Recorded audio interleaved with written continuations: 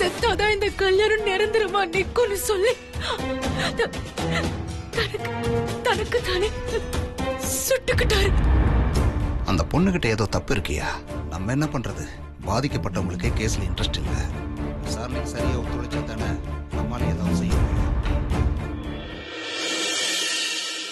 அப்போ அப்படி சொல்லிட்டு போன தனிங்க செல்லும் அம்மா எப்படி தற்கொலை பண்ணுவாரு? இந்த ஸ்வேதாவோட முடியே சரியில்லை. திருடனுக்கு தீல் கூட்டின மாதிரியே இருக்கான்.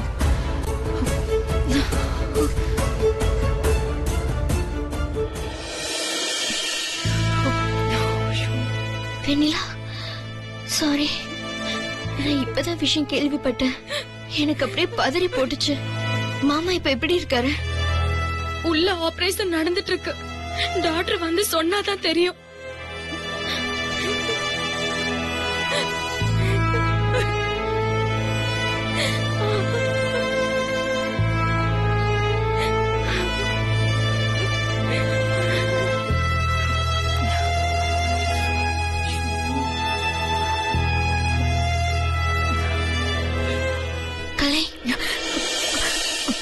செல்வி, எப்ப வந்த? இப்பதான் எனக்கு விஷயம் தெரிஞ்சிச்சு. அத பதறி அடிச்சுட்டு ஓடி வந்தேன். என்னாச்சு? எதுக்கு மாமா தன்னைத்தானே சுட்டுக்கிட்டாரு? என்னென்னமோ நடந்து போச்சு.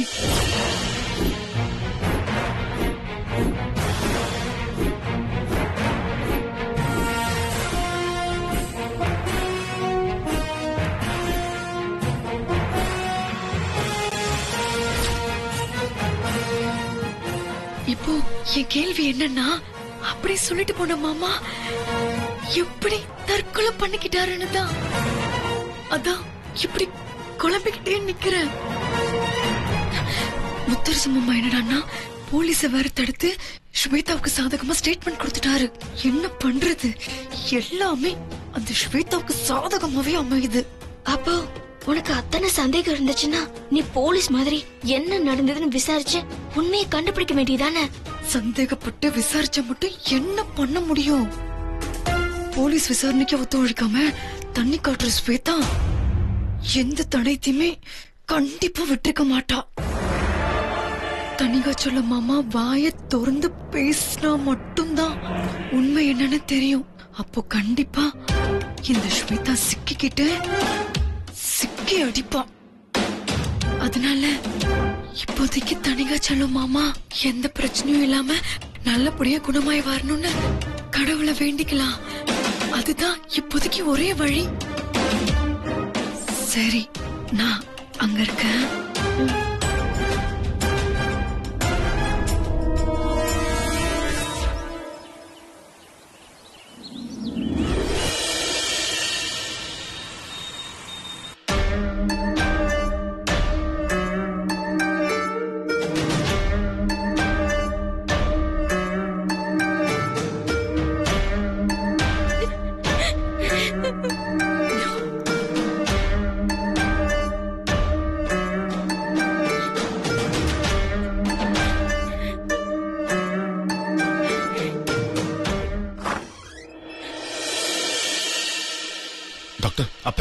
மிஸ்டர் முத்தரசன், ஆபரேஷன் நல்லபடியா முடிஞ்சிருச்சு. ஆனா அவர் இன்னும் மயக்கத்துல தான் இருக்காரு. நினைவு திரும்பினா கூட அவரால் எதுவும் பேச முடியாது. அதனால என்ன நடந்துச்சுன்னு கேட்டு நீங்களும் சரி போலீஸும் சரி அவரை தொல்லை பண்ண வேண்டாம். ஓகே, சரி, டேக் கேர். கலை, மாமாக்கு ஒண்ணு ஆகாத நல்ல பாத்தியா? எனக்கு தெரியும் மாமா நல்லா வந்துருவாரு. கூடிய சீக்கிரமே அவர் வாயால என்ன வெண்ணிலான்னு கூப்பிடதான் போறாரு. நீ வேணா பாரு.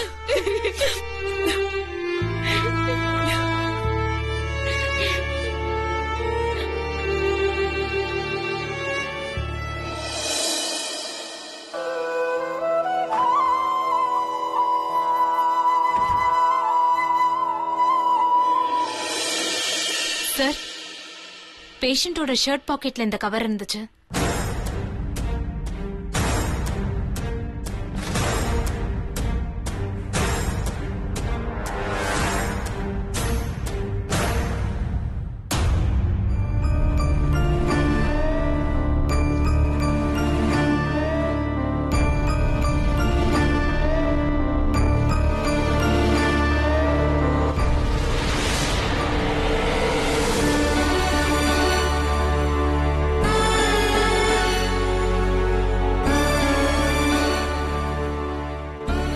ஏதோ ஒரு குழந்தை போட்டோ எதுக்கு அப்பா சட்டையில வச்சிருக்காரு?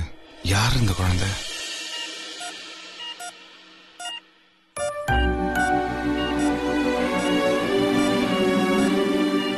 சார், உங்களுக்கு ஒண்ணும் இல்ல, நல்லா இருக்கீங்க. இருங்க, உங்க குடும்பத்தை உள்ள வர சொல்றேன்.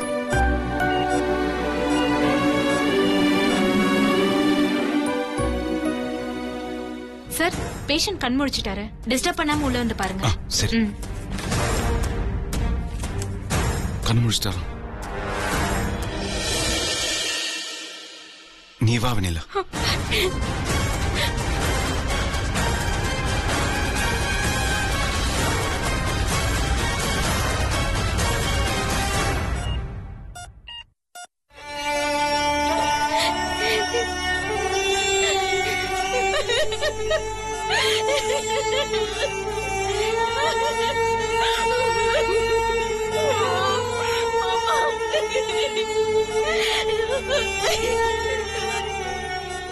அழாத வெண்ணிலா. அப்பா ஏன்பா இப்படி பண்ண? வெண்ணிலாக்காகவா?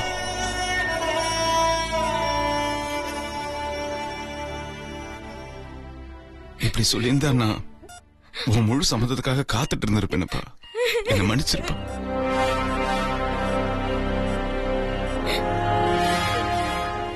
அவளை நினைச்சு அழாதப்பா. வெண்ணிலா பத்தி நீ கவலையே படாத. அவளை நான் பார்த்துப்பேன். மாமா,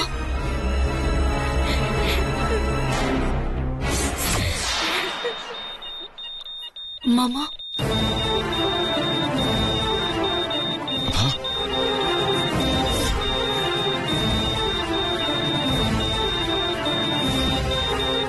அப்பா என்னப்பாச்சு? என்னாச்சு? அப்பா என்னாச்சுப்பா? அப்பா,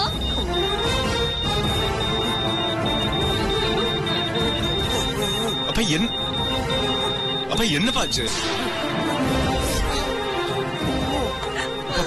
என்ன மாமா, நான் எவ்வளவு சொன்னேன், கல்யாணத்தை கூட நிறுத்த தயாருன்னு சொன்னேன்.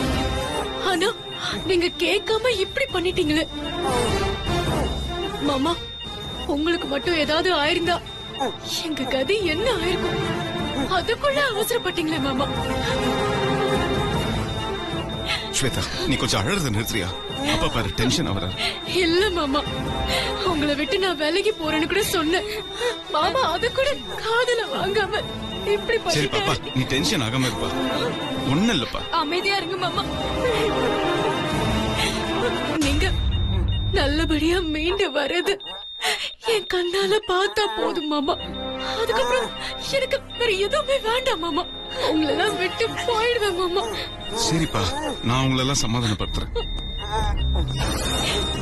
ஏமா, பாத்துட்டு பேசாம வர சொன்னா ஏமா இப்படி பண்றீங்க? பேஷண்ட் டிஸ்டர்ப் பண்ணிட்டு படிச்சவங்களே இப்படி பண்ணலாமா? எல்லாரும் கொஞ்சம் வெளியில போங்க ப்ளீஸ். போங்க மாமா. நல்லா இருக்கும்பா. மாமா வாங்க போலாம்.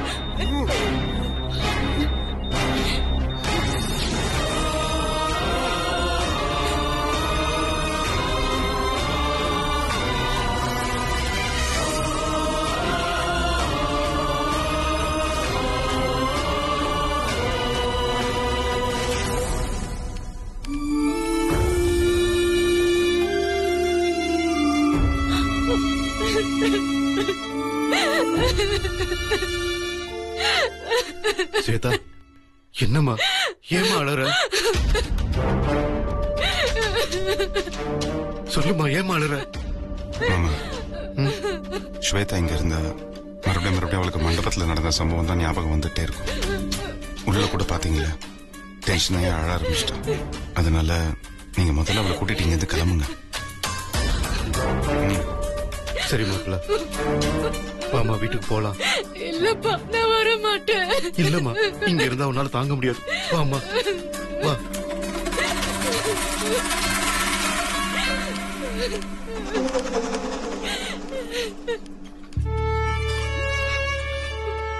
மருது, எல்லாரையும் கூட்டிட்டு கிளம்பு. என்னால இங்க இருந்து போயிட்டு நிம்மதியா இருக்க முடியாது. நானும் உங்க கூட இருக்கேன் மாமா.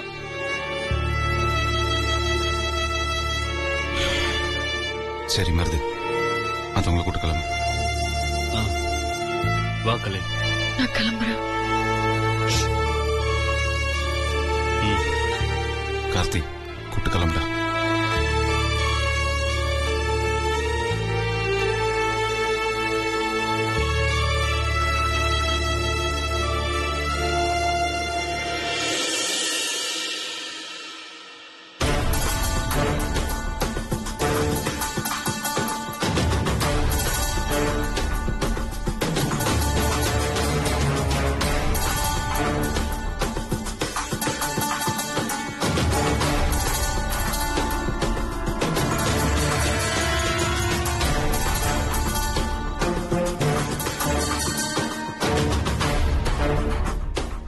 என்னம்மா, மறுபடியும் கல்யாணம் நின்னு போச்சேன்னு கவலைப்படுறியா? சச்சா, அப்படியெல்லாம் இல்லப்பா. அந்த தண்ணி காய்ச்சலத்துக்கு நினைவு திரும்பி நல்லா பேசுறதுக்கு முன்னாடி அவனை தீர்த்துணும்பா. என்னம்மா சொல்ற? ஏன்? ஆமாப்பா, அந்த ஆள் கண் முழிச்சு உண்மைய பேசினா நான் உள்ள போக வேண்டியிருக்கும். மண்டபத்துல என்ன நடந்துச்சு தெரியுமா? சடேந்திராயுஷேவேந்திரியே பிரதிதிஷ்டதே. போய் புடவையை கட்டிட்டு சீக்கிரமா வாங்க. ஓம் சுக்லாம் பரதரம் விஷ்ணு சசிவர்ணம் சதுர்புஜம் பிரசன்ன வதனம் தியாயேதே சர்வ விக்னோபசாந்தியே. யஸ்வத்ரதர வக்ராத்யாஹ வருஷத்யா வருஷதம் விக்னம் விக்னந்தி.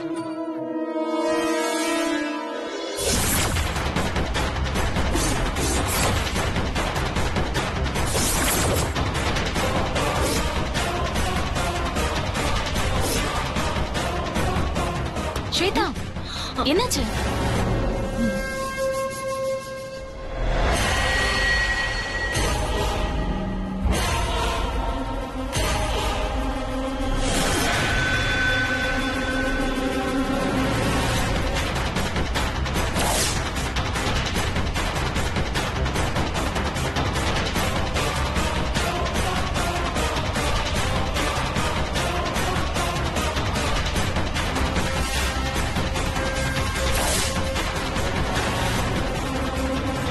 இவன் கண்டிப்பா கல்யாணத்துக்கு விருந்து சாப்பிடறதுக்காக வரல. நிச்சயமா என்ன பத்தின அத்தனை உண்மையையும் முத்தரசு மாமா கிட்ட சொல்லி அவர் மனசு கலைச்சு இந்த கல்யாணத்தையும் நிறுத்ததான் வந்திருக்கான். இவனோட கல்யாணம் ஆகி குழந்தையும் உண்டாகி அத கலைச்சது வரைக்கும் முத்தரசு மாமாக்கு தெரிஞ்சா அவ்வளவுதான். நான் மொத்தமா முத்தரசு மாமாவை மறந்துட்டு போக வேண்டியதுதான். இப்படி திரிசங்க சொர்க்கம் மாதிரி ஆயிடுச்சு என் நிலைமை. நான் இப்போ என்ன பண்ணி இந்த சூழ்நிலையை சமாளிக்கிறது? அவன் முந்திக்கிட்டு என்ன அவமானப்படுத்துறதுக்கு முன்னால நான் அவனை முந்திக்கணும். இந்த கல்யாணம் அவனால நிக்கிறதுக்கு முன்னால நானே முந்திக்கிட்டு இந்த கல்யாணத்தை நிறுத்துறேன். வேற வழி இல்ல. நான் ஆரம்பிச்சு வச்ச இந்த விளையாட்டை நானே முடிக்கிறேன்.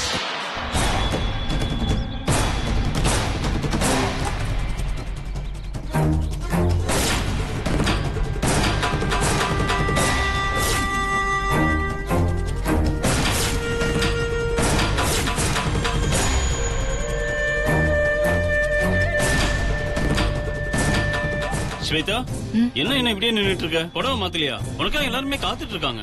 இங்க பாருங்க மருத, எப்போ உங்க அப்பா வந்து இந்த கல்யாணத்தை நிறுத்த என்னையே கொல்ற அளவுக்கு போயிட்டாரோ, இனிமே என்னால சும்மா இருக்க முடியாது. எனக்கு என் உயிரை விட எதுவும் பெருசு இல்ல. இந்த கல்யாணம் கூட பெருசில்லன்னு இப்ப தோணுது. என்ன ஸ்வேதா, இப்ப போய் எதுக்கு இதெல்லாம்? தாலி கட்டுற நேரம் வேற நெருங்குது. இந்த நேரத்துல எதுக்கு உனக்கு குழப்பம்? குழப்பல, ரொம்ப தெளிவா சொல்றேன். தயவு செஞ்சு நான் சொல்றத கேளுங்க. நானே உயிரோடு இல்லைன்னா கல்யாணம் யாருக்கு நடக்கும்? யாரப்போ உங்களுக்கு சாதகமா கையெழுத்து போடுவா? இந்த கல்யாணம் இப்போ நடக்கட்டும் பரவாயில்ல. உங்க அப்பாவை கொன்னரு. ஆனா அது தற்கொலையா தெரியணும். என்ன ஸ்வேதா, அவர் என்ன பண்ண? அவரை போய் எதுக்கு? அவர்தான் கட்டி வச்சிருக்கோம்ல, அப்புறம் எதுக்கு ஸ்வேதா உனக்கு இந்த தயக்கம்? அவர் எதுக்கு போய் இப்ப கொல்லணும்? அவர் ஒரு செத்த பாம்பு மாதிரி. செத்த பாம்பு இல்ல, செத்த மாதிரி நடிக்கிற பாம்பு. அதுக்கு எப்ப வேணாலும் உயிர் வரும். அதனாலதான் சொல்றேன், இனியும் ரிஸ்க் எடுக்க நான் தயாரா இல்ல. தாலி கட்டி முடிச்ச மறு நிமிஷம் அவர் என்ன கொன்னுட்டா நான் என்ன பண்றது? பட்ட இத்தனை கஷ்டமும் வீணா போயிடும். தயவு செஞ்சு எனக்கு உதவி செய்யுங்க. அந்த ஆளை முடிச்சிடுங்க. கல்யாணம் நின்னாலும் ஒண்ணும் இல்ல, உடனே போங்க.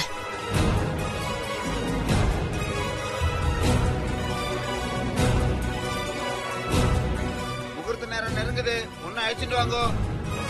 ஸ்வேதா, ஸ்வேதா கூப்பிடுறாங்க, சீக்கிரம் வா. 5 minutes. வருது.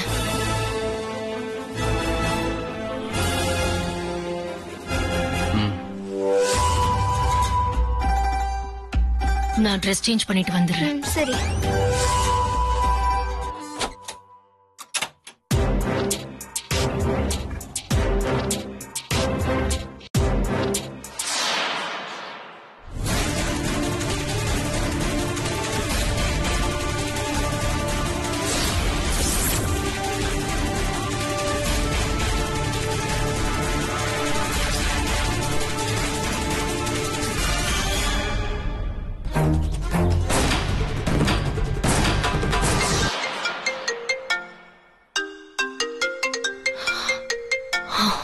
மருதுதான். அப்ப முடிச்சுட்டார் போல இருக்கே. மருது, ஸ்வேதா, அப்பாவை காணோம். நான் கட்டி வச்ச இடத்துல அவர் இல்ல. யாரோ அவுத்து விட்டுருக்காங்க. பாத்தீங்களா மருது? தைரியமா தாலி கட்டிக்க சொன்னீங்க, இப்ப தப்பிச்சிட்டாரு. நான் எதை நம்பி இப்ப தாலி கட்டிக்கிறது? ஸ்வேதா, நீ கவலைப்படாத. நான் எப்படியாவது தேடி கண்டுபிடிச்சு காரியத்தை முடிச்சிடறேன். சீக்கிரம். அது வரைக்கும் நான் ஏன் சைடுல இருந்து ஏதாவது லேட் பண்றேன். சரி.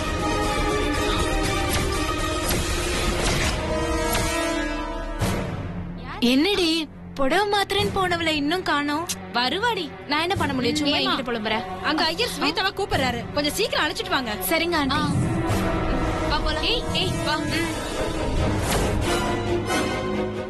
எனக்கு ஒண்ணுமே புரியலப்பா.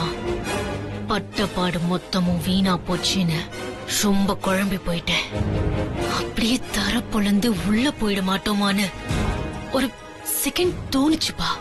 ஆனா அதையெல்லாம் மீறி ஏதாவது நடக்கும், கல்யாணத்தை நிறுத்திட முடியும்னு என் உள் மனசு சொல்லுச்சு. என் உள்ளுணர்வு வீண் போகலப்பா. அடுத்த நிமிஷமே ரூம் கதவை யாரோ தட்டுற சத்தம் கேட்டுச்சு. நான் முகூர்த்தத்துக்கு கூப்பிடதான் வந்திருக்காங்களோன்னு எரிச்சலோட போய் கதவை திறந்தேன். பார்த்தா ஆபத் பாந்தவனா தனிகாஜலம் மாமா வந்து நிக்கிறார்.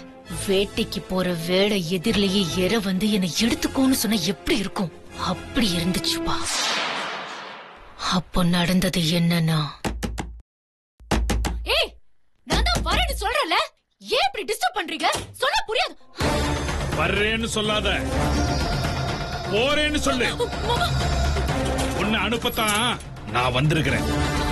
இத்தனை நாள் நான் தற்கொலை பண்ணியாவது உன் கல்யாணத்தை நிறுத்திடலாம் நினைச்சேன். ஆனா அது பைத்தியக்காரத்தனமான முடிவுன்னு இப்ப புரியுது. மாமா, நான் செத்து கல்யாணம் நின்னாலும் நீ உன் நாடகத்தை அரங்கேத்தி முத்தரச மனச கண்டிப்பா மாத்திடுவ. கல்யாணமும் பண்ணிக்கிடுவ. வெண்ணிலா யாரும் இல்லாம நடுத்தருவுல தான் நிப்பா. அந்த நிலைமை வரக்கூடாதுன்னா உன்னை அப்புறப்படுத்தணும். அதுக்கு உன்னை மேல அனுப்புறது மட்டும்தான் ஒரே வழி. மாமா ப்ளீஸ் மாமா. மாமா, நீங்க என்ன சொன்னாலும் கேக்குறேன். என்ன எதுவும் பண்ணிடாதீங்க மாமா. துப்பாக்கியை நீட்டினதோ மாமாவா? இத்தனை நாளா ஒரு புழுவை பாக்குற மாதிரி தானே என்ன நீ பார்த்த. நீ என்ன சொன்னாலும் தலையாட்டுற முத்தரச மாதிரி என்ன நீ நினைச்சிட்டியா? மாமா இப்ப என்ன மாமா? நான் இந்த கல்யாணம் பண்ணக்கூடாது. மாமா விட்டு வேலைக்கு போகணும், அவ்வளவுதானே? சத்தியமா நான் போயிடுறேன் மாமா. தயவு செஞ்சு எனக்கு உயிர் பிச்சை கொடுங்க மாமா.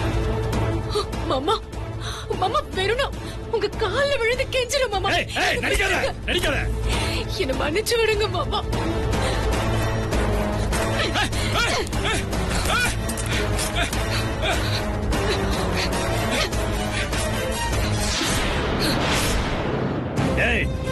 குடுத்துரு.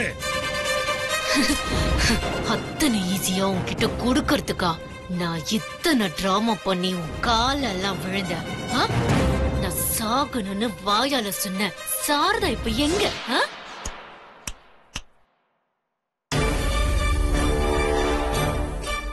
காத்துல கரைஞ்சு போயிட்டான். இப்போ அண்ணன் எங்க அண்ணன் எங்கன்னு அங்க ஒரே அழுக. இதோ இப்ப அனுப்புற சாரதாமா, அண்ணன் வந்துருவாரு. நீங்க இவரு பாட்டி 3 பேருமா சேர்ந்து ரூம் போட்டு அழுங்க. சரியா? என்ன என்ன கொல்ல பாக்குறியா? கொல்லுடி, சொல்றி. ஆனா என்ன கொன்னுட்டு கண்டிப்பா நீ தப்பிக்கவே முடியாது. எப்படியும் ஜெயிலுக்கு தான் போவ. முத்தரசனை கல்யாணம் பண்ற உன் கனவு நிறைவேறாது. அது வரைக்கும் எனக்கு சந்தோஷம் தான். நீ எல்லாம் எனக்கு கொசு மாதிரி. கொசுவ அடிச்சா போலீஸ் பிடிக்குமா என்ன? உன்னை கொன்னுட்டு நான் ஏன் மாட்டணும்? நீயா வந்து தற்கொலை பண்ணி செத்து போன மாதிரி செட் பண்றது எப்படின்னு எனக்கு தெரியும். சாதாரண கிரிமினலுக்கு மூளையில மட்டும்தான் தப்பு பண்றது எப்படின்னு தெரியும். ஆனா பிறக்கும் போதே கிரிமினலா பிறந்த எனக்கு நாடி நரம்பு ரத்தம் சதை எல்லாத்திலுமே குற்றம் செய்யறது எப்படின்னு பரவி இருக்கு. சரி, பேசுனது போதும். கல்யாண முகூர்த்த நேரம் நெருங்குது. நல்ல நேரத்திலேயே செத்து போயிடு.